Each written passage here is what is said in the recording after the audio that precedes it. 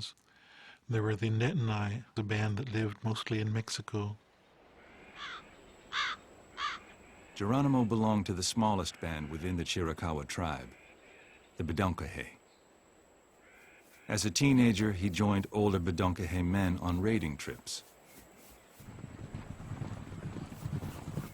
The raids were lightning-quick attacks. Apaches seized the horses and provisions they wanted before melting into the surrounding country. There's no getting around the fact that Apache life was built around raiding. They didn't raise horses, they stole horses.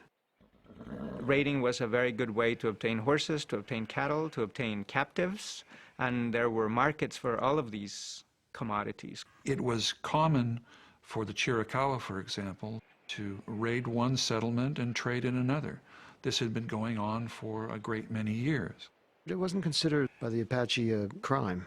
You took what you needed, and too bad if the people who owned it got upset.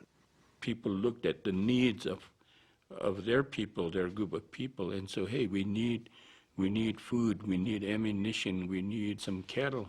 And so the raids were planned. Raiding had been a way of life for the Apaches and their Indian neighbors for generations. But Mexicans living on or near Apache land found it intolerable. In response to the constant theft of property, the Mexican government passed laws offering cash payments for Apache scalps. Soon, bounty hunters were roaming the desert, killing any Indian they could find.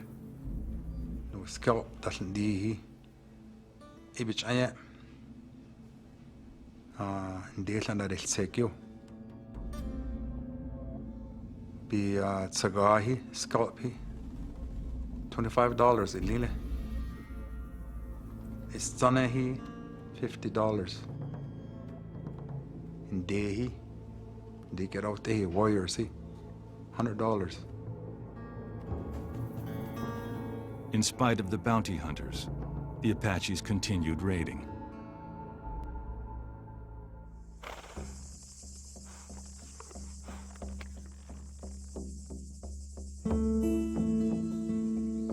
By the time he was 17, Geronimo had successfully completed 4 raiding expeditions.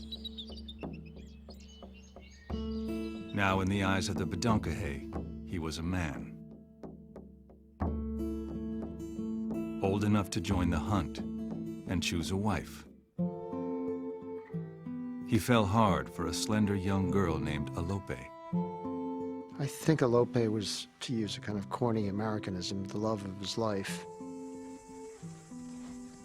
Geronimo went to Alope's father to ask for her hand in marriage, and the old man said, "It's going to cost you a lot of horses." And I think it's Dad saying, "She's too good for you."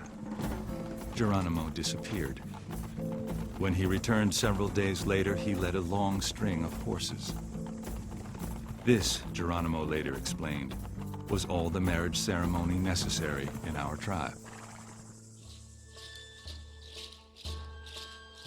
Within a few years,